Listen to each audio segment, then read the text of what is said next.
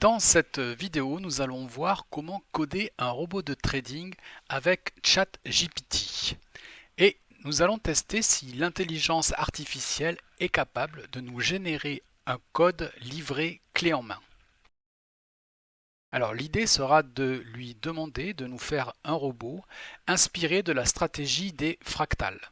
Alors les fractales se déclenchent lorsque les sommets et les creux se sont formés sur un graphique.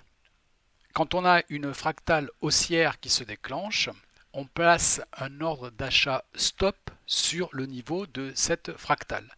Donc par exemple ici, quand on a une fractale baissière qui se déclenche, eh bien on place un ordre sell stop sur le niveau de cette fractale baissière.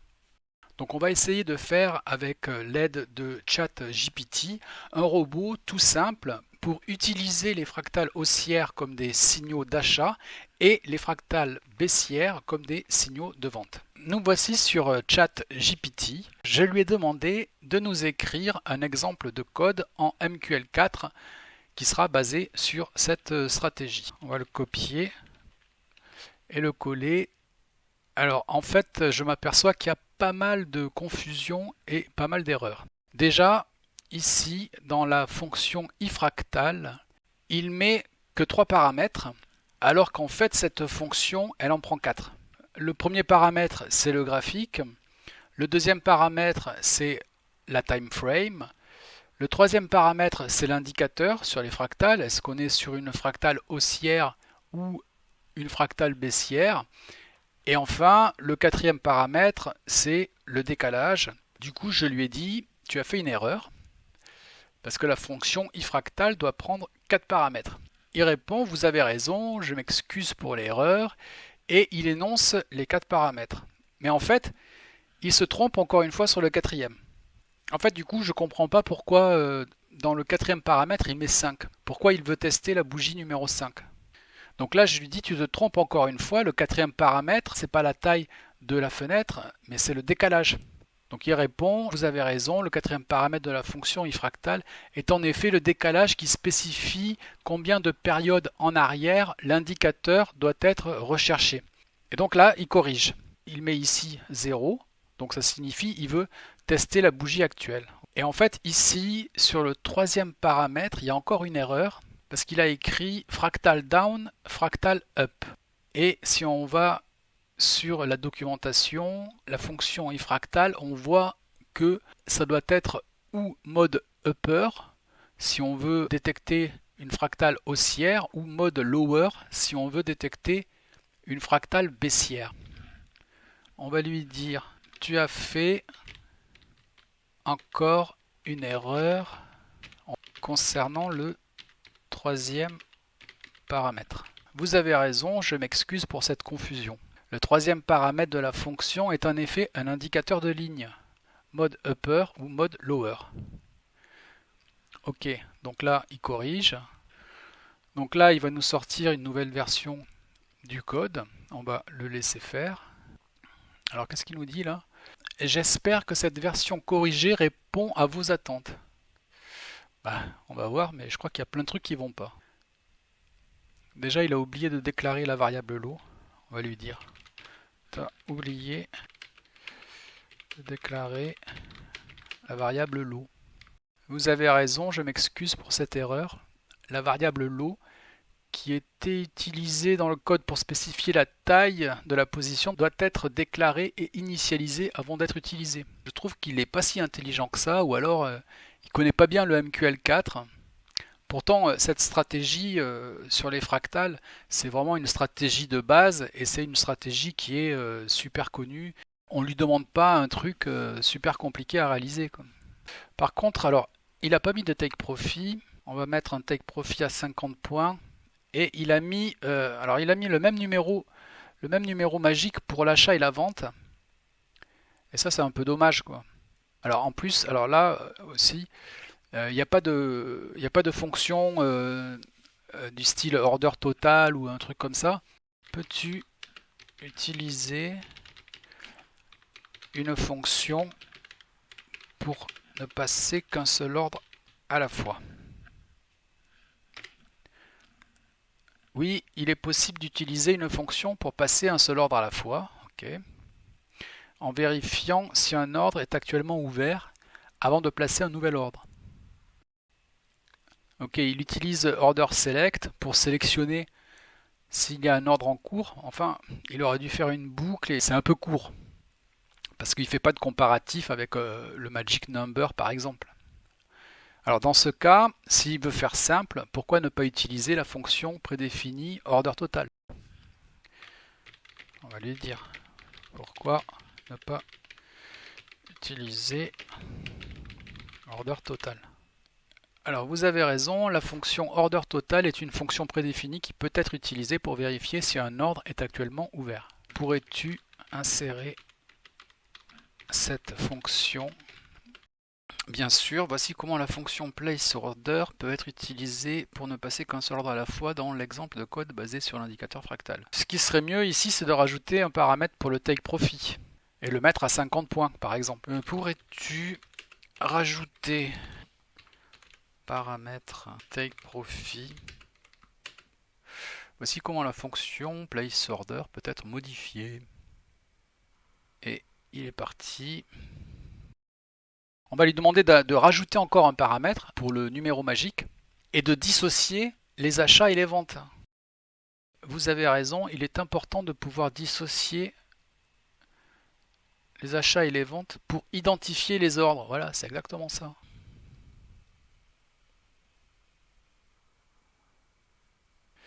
Donc là, il a terminé et qu'est-ce qu'il écrit? En fait, il est important de choisir un numéro magique pour chaque type d'ordre d'achat ou de vente pour pouvoir les dissocier. Les numéros magiques 1234 et 1235 sont utilisés ici comme exemple. Bah oui, mais pourquoi tu l'as pas proposé avant? Et là, là, il reprend tout. Alors, il reprend tout du début avec la déclaration des variables. On va le laisser finir.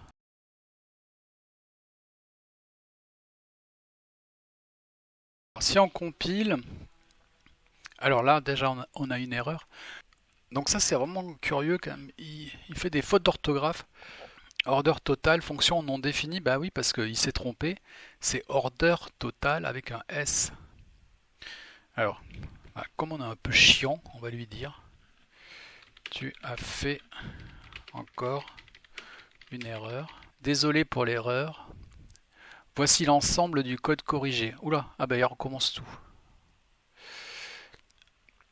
Ok, alors de notre côté, on va regarder son code d'un peu plus près parce que j'ai repéré beaucoup d'incohérences. Donc ici, on a la variable low. On va la mettre plutôt ici, 0, 0, 1. Ok, donc ensuite, la fonction onTick, il doit chercher des fractales haussières et baissières. Les fractales haussières, il les stocke dans la variable byFractal. La fonction ifractal avec le mode upper va retourner le prix de la dernière fractale. Et si c'est différent de 0, c'est qu'il a trouvé une fractale. Ok, ouais, mais par contre, ça peut pas être sur la bougie actuelle. Sur le dernier paramètre de la fonction ifractal, il a mis 0. Si on regarde l'indicateur fractal, comment il se comporte, si on prend le graphique en cours, là c'est le Nasdaq, on voit que sur la bougie actuelle, sur la bougie 0, il n'y a jamais de fractal. Donc son code, il ne peut pas marcher. Par exemple ici, la fractale baissière, la fractale down, elle s'est déclenchée il y a 5 minutes. En gros, c'est toutes les 5 minutes à peu près. En tout cas, c'est forcément dans le passé. Ça ne peut pas être sur la bougie actuelle. Donc là, il y a quand même une grosse incohérence. Parce que lui, il attend une fractale sur la bougie actuelle. On va attendre, on va attendre qu'une fractale se déclenche. Voilà. Ici, une fractale s'est déclenchée, mais sur la bougie 2. Donc c'était il y a 2 minutes. Donc son truc, ça ne peut pas marcher. Alors on va lui dire, il y a une incohérence dans ton code. Car les fractales ne se déclenchent jamais sur la bougie actuelle. Voilà, bon, on va copier tout ça. Hop. Vous avez raison. Je me suis trompé en indiquant que les fractales se déclenchent sur la bougie actuelle. Les fractales sont en effet basées sur les hauts et les bas passés. Il faut remplacer byFractal et selfractal par des valeurs de fractal de la bougie précédente. Bah non, non, ça marchera pas. Non, il est un peu con en fait. Ah, ça marchera pas non plus. Non, en fait, ça marchera pas parce que les fractales, elles se déclenchent de façon irrégulière. En fait, il faudrait qu'il fasse une boucle. Mais j'aimerais bien qu'il arrive à cette déduction tout seul.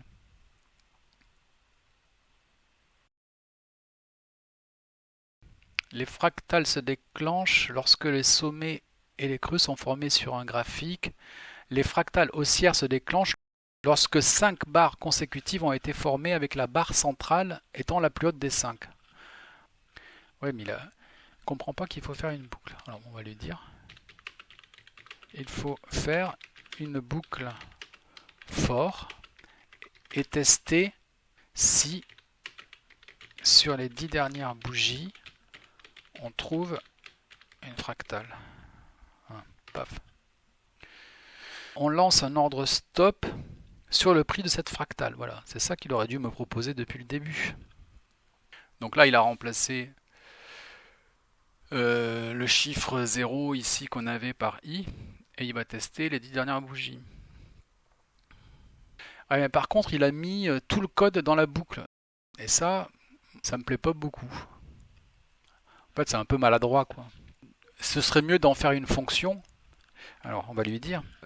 Alors, au lieu de faire une boucle aussi grande, n'est-il pas plus simple de faire une fonction avec cette boucle? Vous avez tout à fait raison, il est plus efficace de créer une fonction pour détecter les fractales qui retournent le prix de la fractale, voilà, plutôt que d'utiliser une boucle dans la fonction principale. Ok, donc là il va faire la fonction. Alors on va boucler les 10 dernières bougies. Cette fonction va retourner le prix de la fractale qui se déclenche. Et si la variable est différente de 0, on retourne byFractal. Voilà, c'est ça qu'il faut faire. Il dit ça rend le code plus lisible et plus facile à maintenir. Ah bah oui. On compile ça. Donc on n'a pas d'erreur. Et maintenant, on peut tester ce magnifique robot. Il a détecté cette fractale ici et il a placé un ordre d'achat stop ici. Ça fonctionne. On a un take profit qui est bien à 50. Alors par contre, le stop loss, il est où? Il n'y en a pas. Alors pourquoi? Ah oui, il a mis le stop loss sur la fractale de la bougie précédente. Et en l'occurrence, il n'y en a pas. On va faire plus simple. On va dire que le stop loss, ça sera simplement 25 points. Donc ici, ask moins 25. Ici, bid plus 25. On va regarder d'un peu plus près comment ce code fonctionne. On commence par la déclaration des variables. On a les variables des fractales haussières et baissières, donc byFractal et selfractal. On a une variable pour le stop loss, une pour la taille du lot, une pour le take profit et une pour le magic number. Dans la fonction onInit, on initialise l'indicateur fractal et ensuite tout se passe dans la fonction onTick. Donc la fonction onTick qui est la fonction principale qui s'exécute à chaque variation du prix. On a une variable fractal price. Ce sera donc le prix de la fractale et ce prix sera retourné par la fonction detectFractal. Si on va dans la fonction detectFractal, on a fait une boucle pour tester les 10 dernières bougies. Par défaut, il n'y a pas de fractal, donc cette fonction ifractal, elle retourne la valeur 0. Et donc, si cette variable byFractal n'est pas égale à 0, ça veut dire qu'une fractale s'est déclenchée. Et systématiquement, cette fonction va retourner son prix. Donc par exemple, ici, sur ce graphique, on voit que la valeur de la fractale baissière, fractal down, c'est 11 607. Et la fractale haussière, ici, fractale up, c'est la valeur 11 612. Ce sont ces valeurs que cette fonction détecte fractale va retourner. Elle retourne donc un prix, et ce prix, on le stocke dans cette variable fractal price. Si cette variable n'est pas égale à 0, elle a donc un prix, et on va lancer la fonction placeOrder. La fonction placeOrder, elle est ici. Elle prend 1, 2, 3, 4, 5 paramètres. Le premier paramètre, ce sera est-ce qu'on achète ou est-ce qu'on vend. Le deuxième paramètre, ce sera le prix. Le troisième paramètre, ce sera la valeur du stop loss. Le quatrième, c'est le take profit. Et le cinquième, c'est le magic number. Donc par exemple, si on a une fractale haussière, on va lancer cette fonction placeOrder pour mettre en place un ordre d'achat stop. Et le prix d'achat, ce sera le prix de la dernière fractale haussière. Et si c'est une fractale baissière, on fera exactement la même chose, mais avec un ordre de vente stop. On va relancer le backtest sur la journée d'hier, par exemple sur le Nasdaq. Ok, donc on est parti. Sur la journée d'hier, il passe 10 trades et il gagne 5 € et des brouettes. Hein. C'est pas mal, ça y est, on va devenir tous riches. Alors, si on lance le backtest sur une période un peu plus longue, depuis le 1er avril 2021, hop, je vais enlever le mode visuel pour que ça aille plus vite. Ouais. Donc c'est plutôt mauvais. Ça gagne, ça perd, ça gagne, ouais, bof. Ouais, en fait, ça perd en majorité. Bon, après, il faut relativiser. Là, c'est brut de décoffrage. Il faut rajouter des horaires de trading. Il y a plein de trucs qu'on peut optimiser. Rajouter un momentum, un alligator. C'est vrai que cette stratégie, elle est souvent couplée avec l'indicateur alligator. Disons que là, on a déjà codé une base de départ. Concernant ChatGPT, je suis un peu mitigé. Je suis un peu déçu parce qu'il aurait pu me sortir ce code du premier coup ou du deuxième coup. J'ai trouvé beaucoup d'erreurs, beaucoup d'incohérences dans le code qu'il a proposé. D'autant que si je fais une recherche sur les forums MQL4, je suis quasiment sûr de trouver un code semblable sur la stratégie des fractales parce que c'est une technique qui est quand même qui est très populaire, quoi. Donc je trouve un peu bizarre, voilà, toutes ces erreurs, ces confusions, ces fautes de frappe. Je pense que quelqu'un qui ne connaît rien au code ne pourrait pas se servir de ChatGPT pour qu'il lui livre un code comme ça, clé en main. Il faut avoir au moins des bases en programmation pour pouvoir importer le code et repérer certaines erreurs, certaines incohérences et pouvoir ensuite les corriger. En revanche, si vous avez les bases, si par exemple vous avez suivi ma formation, vous aurez la possibilité de travailler avec ChatGPT un peu comme si on travaille en équipe. Et ça, c'est quand même super cool. Le concept du chat avec un robot qui comprend, qui répond, qui corrige les erreurs, j'ai trouvé ça assez bluffant. Et ça m'a donné envie de renouveler l'expérience. Voilà, j'espère que cette vidéo vous a plu. Si c'est le cas, n'hésitez pas de liker, de partager. Si ça vous intéresse, je dépose le code de la stratégie fractale qu'on vient de faire sur mon site mql4easytrading.com. Vous vous inscrivez, vous vous connectez et vous retrouverez le code source de ce robot sur le blog dans un article consacré au fractal.